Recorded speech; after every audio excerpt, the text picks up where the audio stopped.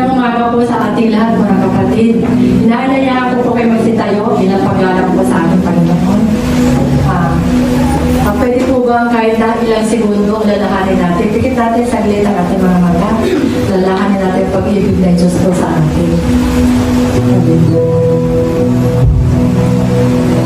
Hallelujah.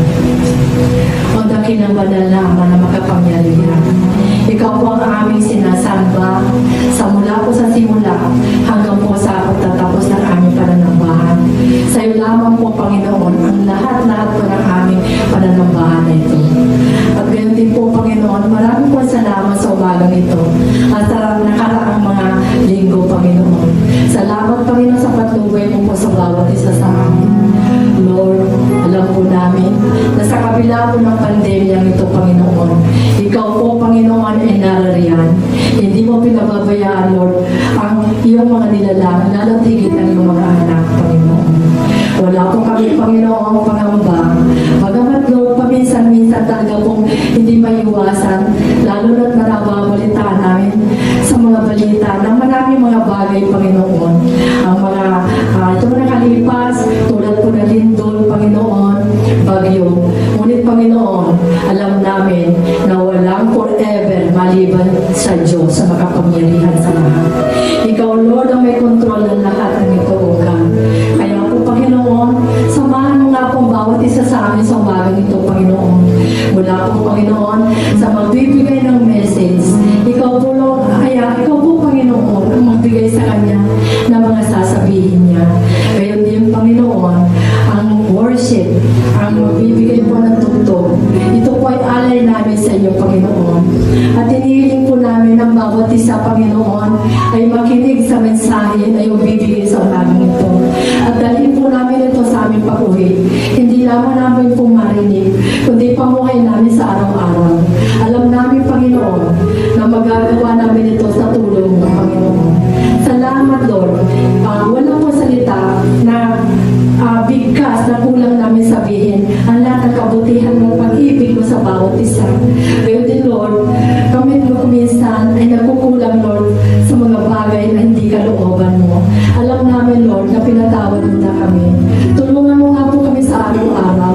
At ikaw rin po, Panginoon, ang mag-provide ng pangangailangan namin. Lalo, Panginoon, yung mga anak mo, Lord, na kasalukuyan po ngayon ay mga nangangailangan, mga may karamdaman. Ikaw na pong bahala sa kanila, Lord. Alam po, ikaw rin po magpapagaling sa kanila.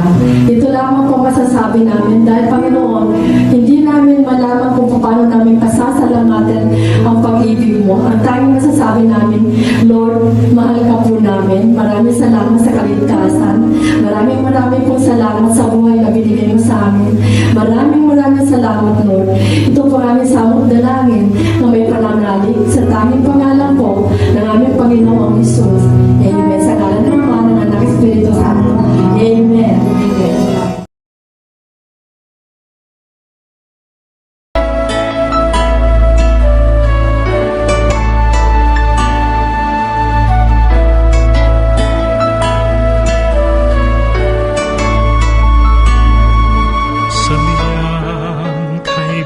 Ng ating Panginoon, magtatapat sa habang panahon.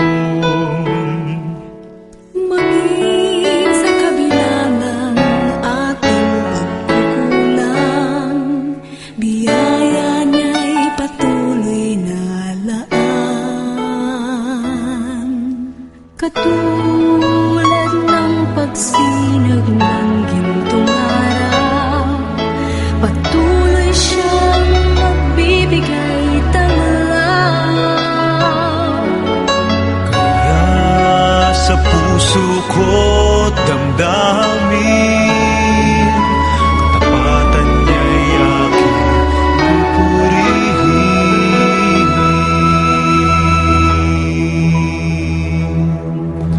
Dakila ka, O Diyos, tapat ka ng tunay, magmula pa sa ugat ng aming lahi.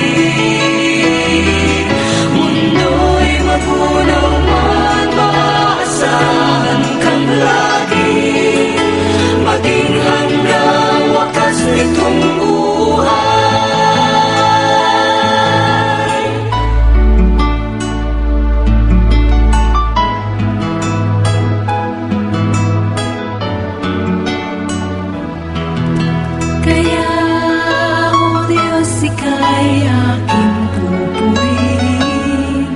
Sa buong mundo ay aking awitin.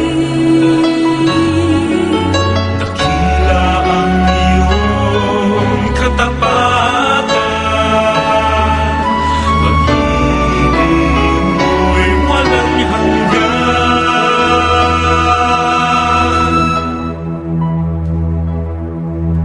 Dakila ka, O Diyos, tapat ka ng tunay. Magmula pa sa ugat ng aming lahi, mundo'y magunaw mo't maasahan kang lagi, maging hanggang wakas nitong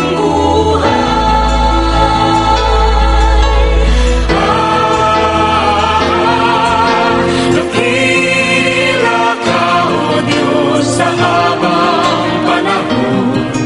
Katapatan mo'y matibay na sandigan.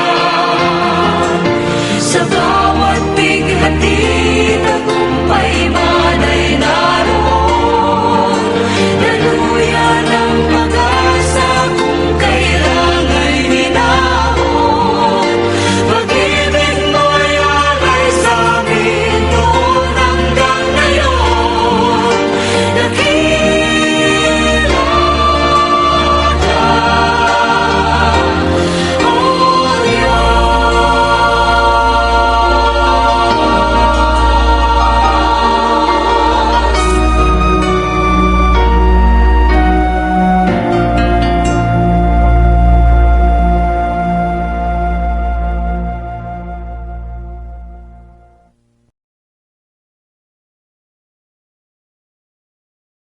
Sitayo po tayong lahat at itaas po natin ang ating mga kanang kamay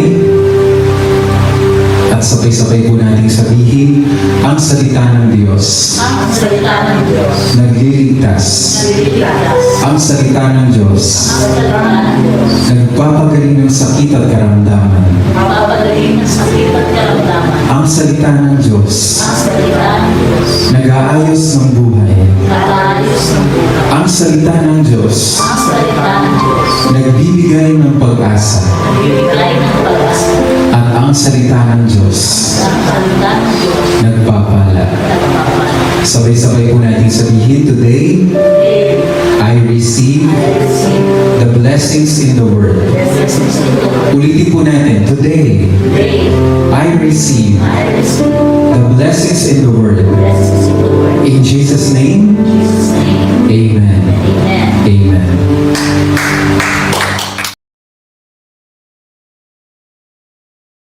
Ilang araw na lang, sasabak na sa matinding paligsahan ang mga atleta mula sa iba't ibang mga bansa sa mundo. Dahil sa pandemya, naging mas mahirap ang preparasyon at mas pinaigting ang paghahanda ng mga kalahok dahil dito tatanghalin ang the best of the very best in the world, ika nga.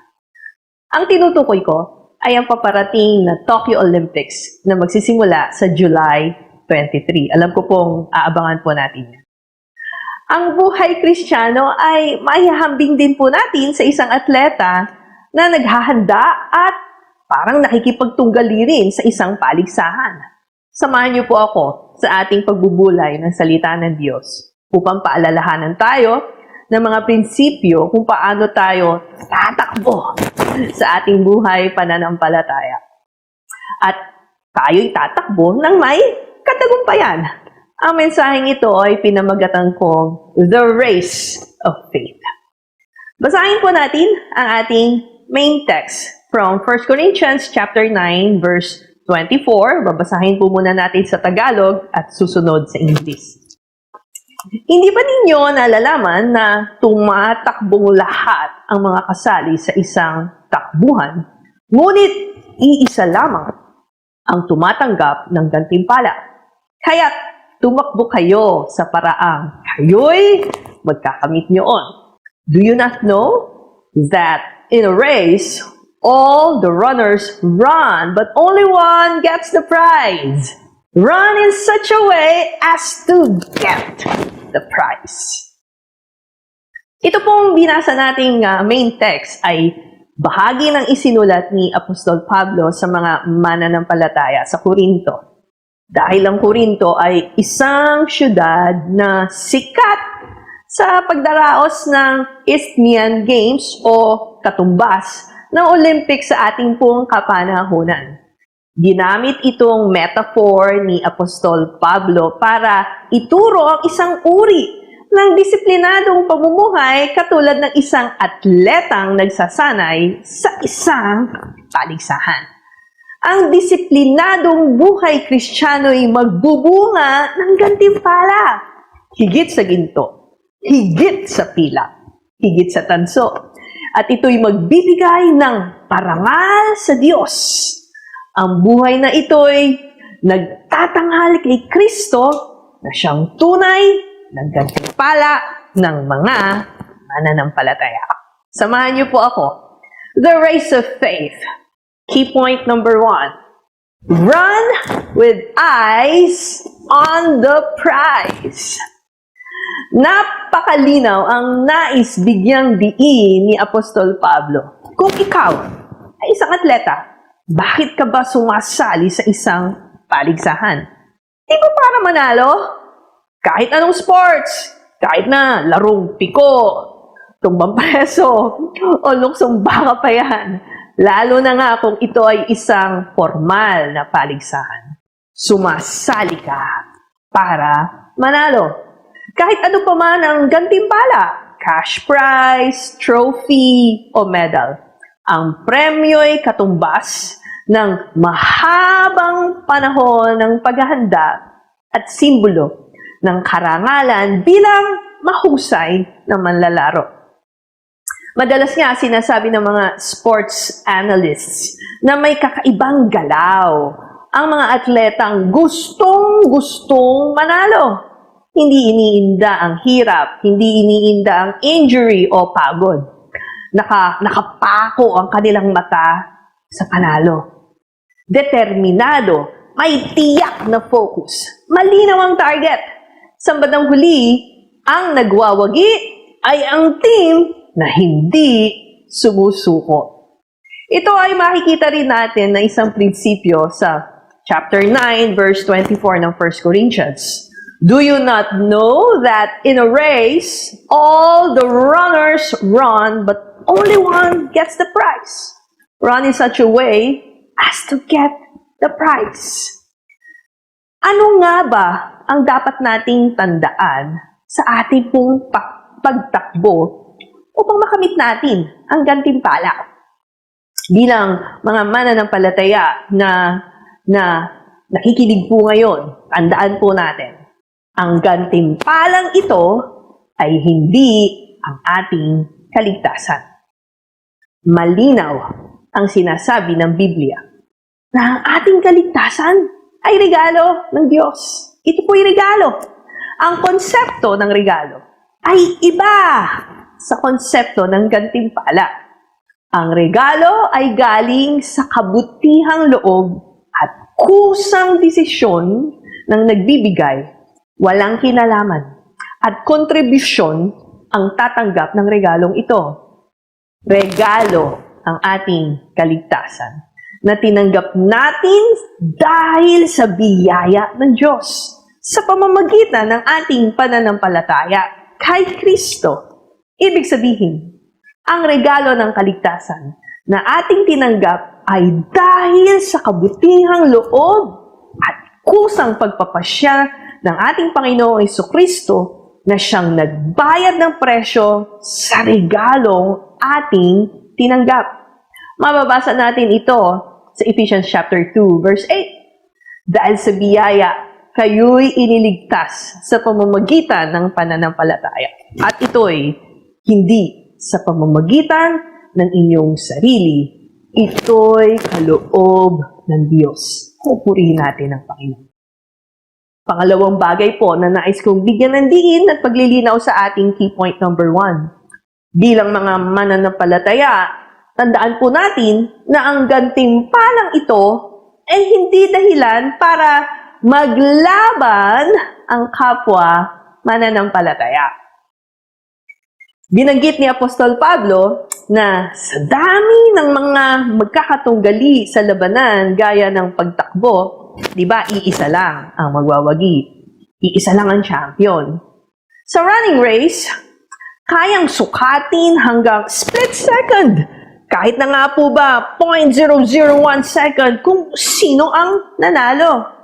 Pero tandaan po natin, sa larangan ng ating pagsunod kay Kristo, hindi natin kalaban ang ating mga kapatid sa Panginoon. Hindi natin sila kakumpetensya. Hindi kompetisyon ng pagalingan ang buhay Kristiyano. We are one spiritual family, and God is our Abba Father. In Philippians chapter 2 verse 3, ito po ay tagubilin nga ni Apostol Pablo sa lahat ng mananampalataya. Huwag ninyong gawin ang anuman dahil sa pansariling hangarin o dahil sa kayabangan. Sa halip, magpakumbaba kayo at ituring ang iba na mas mahalaga kaysa sa inyong sarili. Sa makatuwid, ang paligsahan kung saan lahat tayo'y kabilang bilang mga mananampalataya ay paligsahan laban sa ating mga sarili. Ano ang turo ng Panginoong Hesus sa kanyang mga disipulo? Kung gusto mong maging pinakadakila, maging abang tagapaglingkod ka ng lahat. Be the servant of all.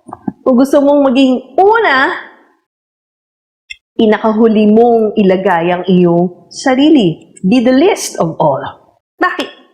Dahil bilang mga mananampalataya, ang gantimpalang ito ay ang maging kawangis ni Kristo. Nung sinabi ni Apostol Pablo na marami ang tumatakbo, subalit iisa lang ang makakakuha ng premyo, ang tinutukoy niya ay ang disiplinadong pagtanaw lamang sa gantimpala sa dulo ng finish line. Walang iba kundi ang Panginoon. The joy that is set for the believers. In 1 Corinthians chapter 9 verse 25, we read, everyone who competes in the games goes into strict training. They do it to get a crown that will not last, but we do it to get a crown that will last forever. Run with eyes on the prize. Our greatest prize is Christ and to be found like Him. Tandaan po natin yon. Ito po ang ating pinakadakilang gantimpala, ang maging kawangis ng ating Panginoong Jesucristo. Sa puntong ito, nais kong bigyang diin na lahat ng pinahihintulutan sa atin ng Diyos at pinapayagan niyang mga pangyayari. Gusto man natin ito o hindi, lahat ng ito ay para magbunga ng pagbabago sa ating karakter upang tayo'y mahubog ayon sa wangis ni Kristo. Ito yung gantimpala na hindi kayang tapatan ng kahit anong trophy o medalya dito sa mundo. Ito yung gantimpala na hindi kinakalawang, hindi mananakaw. Ito yung gantimpala na hindi nalalaos dahil ito ay pang walang hanggan. Forever. Kaya mababasa natin inside Corinthians chapter 4, 17 and 18. Makinig po kayo.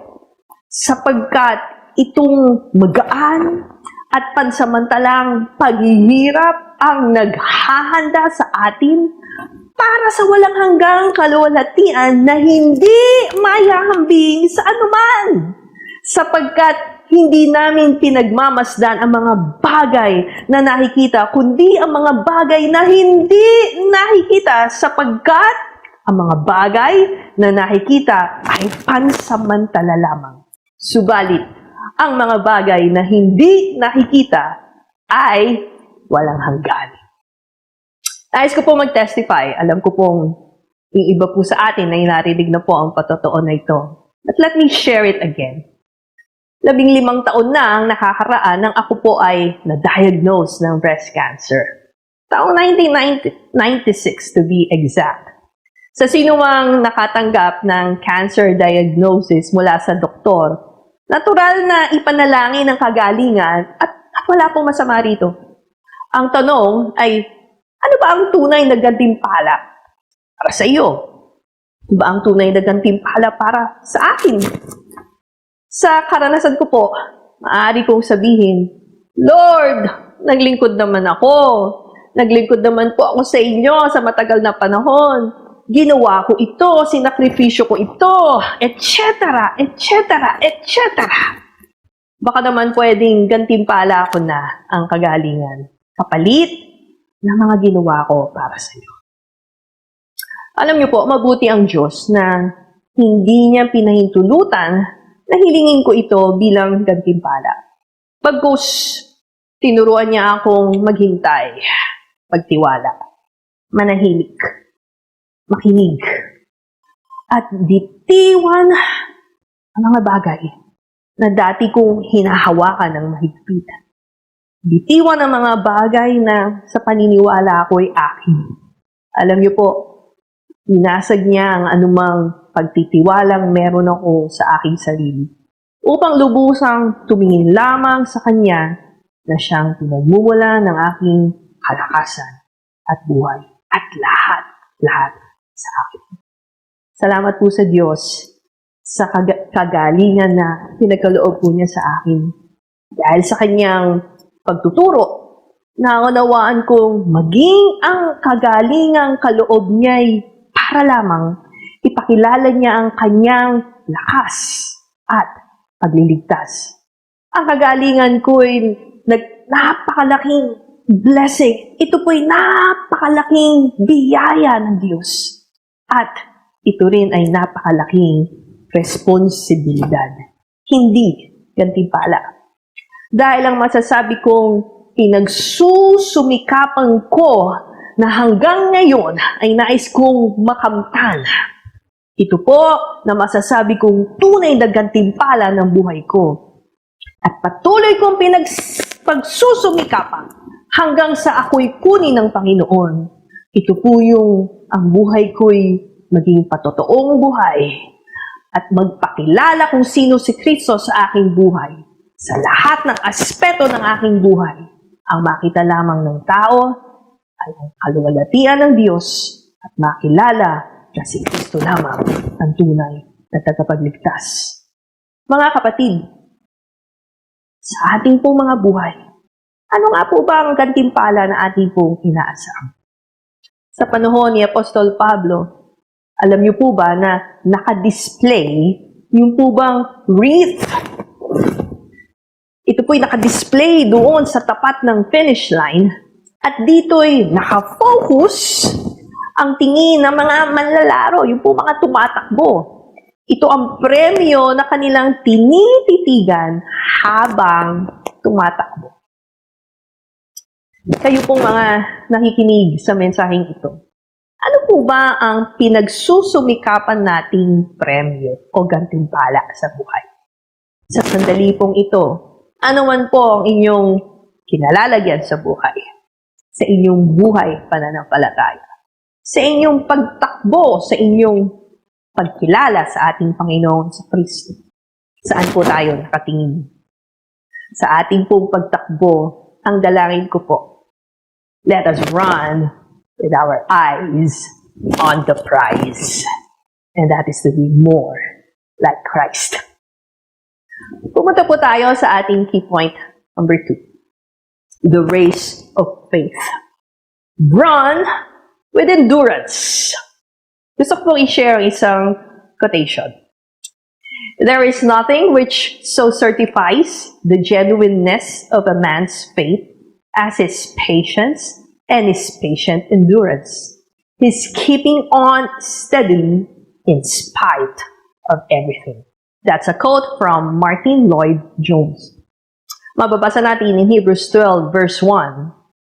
Therefore, since we are surrounded by so great a cloud of witnesses, let us also lay aside every weight and sin which clings so closely, and let us run with endurance the race that is set before us. Napaka-halagang salita, endurance. Ito po ay mula sa compound Greek word hupo, which means under, at isinama ang Greek word na meno, it means to remain. So kapag pinagsama po itong dalawang Greek words na ito, endurance means to remain steadfast under pressure, testing, or trials.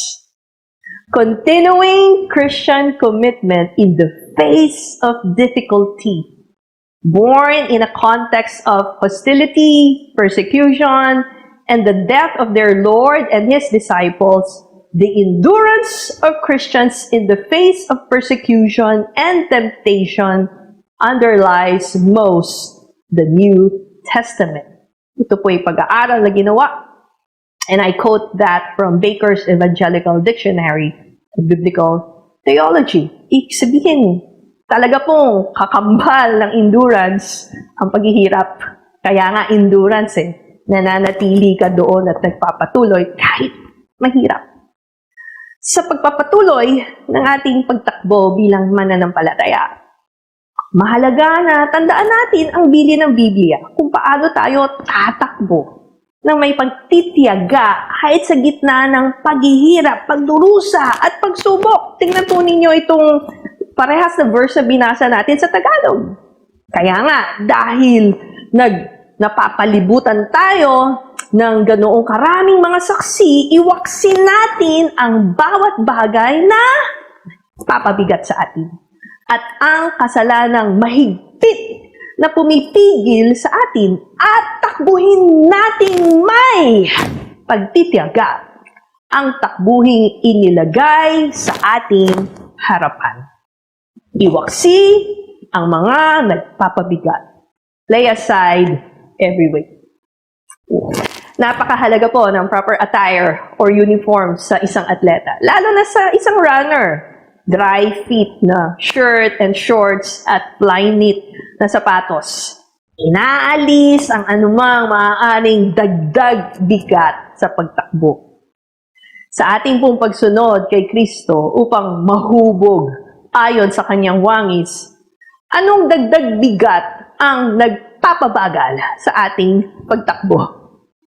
Tatlong bagay lamang po ang nais kong ipaalala sa atin. Marami pa po yan. Pero tatlong bagay po ang gusto kong i-emphasize sa ating pong mensaheng ito. Distractions. Sipin po natin, distractions. Ano ang lumilibhang sa atin at umaagaw sa ating atensyon, dahilan para mawalan tayo ng focus sa Diyos? Hindi ko naman po kailangan pang pangalanan pa dahil higit ninyong kilala ang inyong mga sarili. Ang tanging dalangin ko po ay aminin natin ang ating mga kahinaan at idulog natin ito sa Diyos upang ito'y maging kasangkapan niya para sa ating kalayaan at siya'y mabigyan po natin mabigyan po natin ng kapurihan. Distractions. Pangalawang bagay, itong tinatawag ko pong mga discouragements. Meron ba kayong unmet expectations sa buhay? Mga bagay na matagal mo nang ipinapanalangin at inaasam. Natatagalan ka na ba sa sagot ng Diyos? Pinanghihinaan ka na ba ng inyong kalooban? Marahil dahil sa discouragements or disappointments, medyo bumabagal ang iyong pagtakbo. Yung iba naman, meron pong tinatawag na deep wounds. Meron pa bang kirot sa puso na matagal ng sugat sa iyong puso? Akala mo healed na. Akala mo wala na. Nalimutan mo ng lahat ito. Akala mo okay ka na, pero sa tuwing naaalala mo, bumibigat ang iyong kalooban. Sumasakit ang iyong kalooban. Sa tuwing naaalala mo ito, nanghihina ka at nawawalan ng gana magpatuloy sa iyong pagtakbong pananampalataya. Ilan lamang po yan distractions, discouragements, deep wounds. Yan lamang po ito sa mga kabigatang nagpapabagal sa ating pagtakbo. Kung hindi natin tinitingnan ng mabuti ang mga pangyayari sa ating mga buhay ayon sa kapahintulutan at kabutihan po ng Diyos sa ating mga buhay. Alam niyo po mga kapatid, yung po bang maunawaan natin ang kabutihan ng Diyos, ito po ang pinakatamang sagot sa anumang distraction sa ating buhay. Paano? Kung malinaw sa atin ang lalim ng pag-ibig ng Diyos kay Kristo, magiging malinaw din sa atin ang dahilan ng ating pagtakbo, maging ang ating gantimpalang nais na makamtan. Katulad ng atletang nakatitig sa wreath sa dulo ng finish line, iwawaksi rin natin ang ating mga pagtingin sa kanan, sa kaliwa, maging sa likod, sa anumang mga distractions. At ano po ang ating gagawin? Magpo-focus po tayo sa pinakamahalaga. At ito po ay ang gantimpala ng kaluwalhatian ng Diyos sa ating mga buhay. Ito pa po, alam niyo po ba na ang maunawaan ng kabutihan ng Diyos ay sagot din sa anumang discouragement sa buhay? Paano? Tinuturuan niya tayong lubusang pagtiwalaan ang kanyang kalooban at plano sa ating mga buhay. SKL, share ko lang. Mula preschool hanggang high school, ako po ay nag-aral sa isang private school. Noong ako ay incoming 4th year sa high school, na born again po ako. At dahil mainit ang usaping born again noong 1980s, kinailangan i-transfer po ako sa ibang eskwelahan ng aking mga magulang on my graduating year. Napakahirap po nito sa aking 16-year-old self. Iiwan ko ang aking mga kaibigan for 10 years at i-give up ang pagkakataon to graduate with honors. Disappointing at may kirot sa puso, pero pinili ko pong panindigan ang aking newfound faith in Christ at sumunod sa Diyos. Natapos ang school year na yon sa bagong eskwelahan at biniyayaan po ako ng Diyos ng mga bagong kaibigan at bagamat kapos ang aking residency time sa bagong eskwelahan, ibinigay pa rin sa akin ang valedictorian medal ng eskwelahang iyon on my graduating year.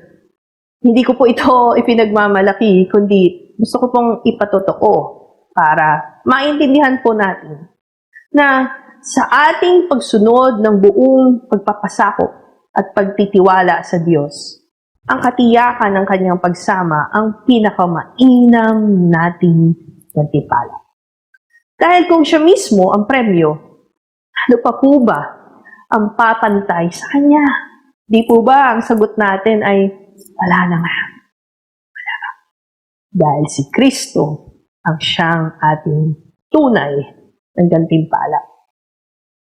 Sa 1 Corinthians 2 verse 9, tandaan po natin, that is what the scriptures mean when they say, no eye has seen, no ear has heard, and no mind has imagined what God has prepared for those who love Him. Kayo po,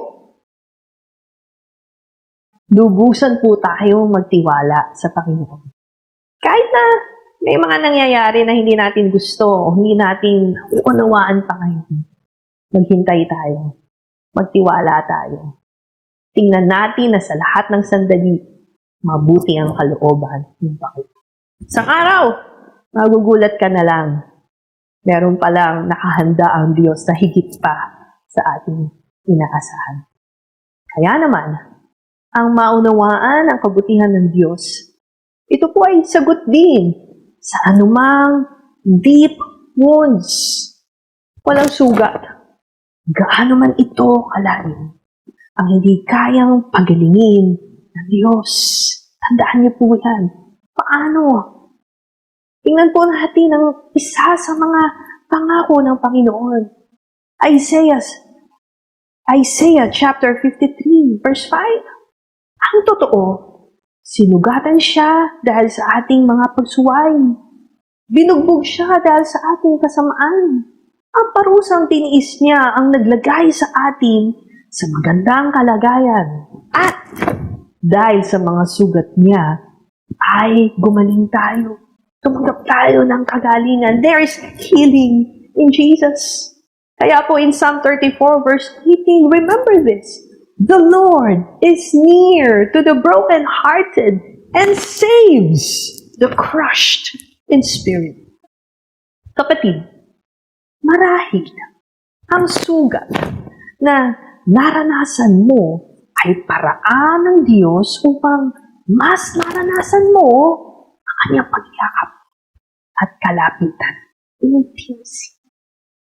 Kalapitan na tanging siya lamang ang tunay na kasagutan sa puso mong naghahanap ng pagkalinga at pagmamahal. Iwaksi po natin ang lahat ng mga nagpapabigat. At pangalawa, iwaksi ang kasalanan. Lay aside every sin that entangles. Alam naman po natin ito na lahat ng kasalanan ay kadenang nakakasakal, nakakasagabal, at nagpapabagal sa ating pagtakbo. Ito'y tanika lang, magpapapatid lamang sa ating pagtakbo at sa pamamagitan lamang ng ating kalayaan mula kay Jesucristo, tayo makakatakbo ng mabilis at may laya dahil ang mga kasalanang ito ay may solusyon. Si Kristo mismo at ang kanyang kapatawaran mismo ang siyang magtatanggal at mag-aalis ng kabigatang ito. Wala na pong iba. Kaya pong admonition sa atin ng Word of God in 1 John verse 1 verse 9. Chapter 1 verse 9. If we confess our sins, He is faithful and just to forgive us our sins and to cleanse us from all unrighteousness. Purihin natin ang Diyos sapagkat kung merong mga kasalanan sa ating mga buhay, sadya man o hindi, mga kapatid, tanging solusyon, let's go to Jesus Christ. Let us confess our sins because God is faithful and just and He will forgive us. He will cleanse us. Katulad ng isang atleta, tatakbo po tayo, lightweight, magaan, walang sagabal. I'd like to share this quote. Alam niyo po ba? The Greeks had a race in their Olympic Games that was unique. The winner was not the runner who finished first. It was the runner who finished with his torch still lit. I want to run all the way with the flame of my torch still lit for him. That's a quote from Joseph Stowell. Ito po'y napakagandang paalala po sa atin. Kagaya po siguro nung 5 matalinong birhen. Hanggang sa dulo, ang kanila pong lampara ay may langis. Nagliliwanag. Dahil naghihintay sila at nakatingin lamang sila sa kanilang gantimpala. At dumating ang pagkakataon na ang kanilang mga buhay ay handa, nakapasok sa tinatawag nga pong parable of the wedding of the banquet. Kapasok po sila at yung 5 na hindi handa, ano po ang nangyari? They were rejected. I believe sa ating po mga buhay, sa ating pong pagtakbo, anuman po ang kabigatan, anuman po ang kasalanan, iwaksi po natin ito. Let us run with endurance. Sa huling punto po ng mensaheng ito, the race of faith. Run with the example of Jesus. Bilang pagtatapos po ng mensaheng ito, gusto kong i-remind po sa inyo ang isa pong very, very legendary Olympic runner. Naniniwala po akong kilala nyo si Eric Liddell, isang Christian Olympian runner mula sa Scotland na mas kilala bilang the Flying Scotsman. Hango sa kwento ng ang buhay po niya ay naisa pelikula at ito nga po yung Chariots of Fire. Dahil sa kanya pong legendary win sa 400-meter dash noong 1924 Olympics. Alam niyo po bang first time siyang tumakbo sa kategory na ito, pero mahimala niya itong naipanalo matapos ipinagkatiwala niya sa Diyos ang lahat-lahat sa kanyang ginagawa at that time. Dahil ito po ang buhay ni Eric Liddell. Naging napakagandang patotoo ang kanyang buhay para sa ating Panginoong Hesukristo. Bumalik si Eric sa China bilang misyonero, ngunit dahil bawal ang pangangaral doon ng Kristyanismo, nakulong siya dahil sa kanyang pananampalataya. Nagkaroon ng pagkakataon na mapalaya sana siya sa pangunguna ni Winston Churchill at ng Scottish government. Nakipag-negotiate sila sa China upang magpalaya ng isang bihag. Siyempre, sino ang kanilang gustong kuhanin? Si Eric. Si Eric ang hiniling nila sa negosasyon at pinagbigyan naman sila ng China. Ngunit sa halip na angkinin ang pagkakataong lumaya, ipinaubaya ni Eric sa isang bihag na babaeng buntis ang kanyang nag-iisang oportunidad. At namatay si Eric sa loob ng bilangguan na may sakit na brain tumor at alam natin na sa kanyang puso, hindi siya nawalan sapagkat alam ko pong higit na gantimpala nasa puso ni Eric. Ito po ay isang pambihirang pagsasakripisyo, isang pambihirang tibay ng pananampalataya sa Diyos. Naniniwala akong nakatitig si Eric sa gantimpalang higit pa sa kanyang ipagkaloob, kayang ipagkaloob ng mundong ito, kalayaan kay Kristo sa buhay na walang hanggan. Bago po tayo magwakas sa pagpapatuloy po natin sa ating takbuhin, maraming mga role models ang mababasa natin sa Bible, lalo na sa Hebrews chapter 11. Ito ay isang mahabang listahan ng mga pangalan ng mga people of faith na nasubok ngunit hindi sumuko at sa halip ay tumitig sa katuparan ng kanilang pananampalataya sa pamamagitan ni Kristo. Nais ko pong pagnilayan natin ang ating patuloy na pagtakbo sa tahakin ng pananampalataya ay nasasalig lamang kay Kristo at sa kanyang halimbawang iniwan sa atin.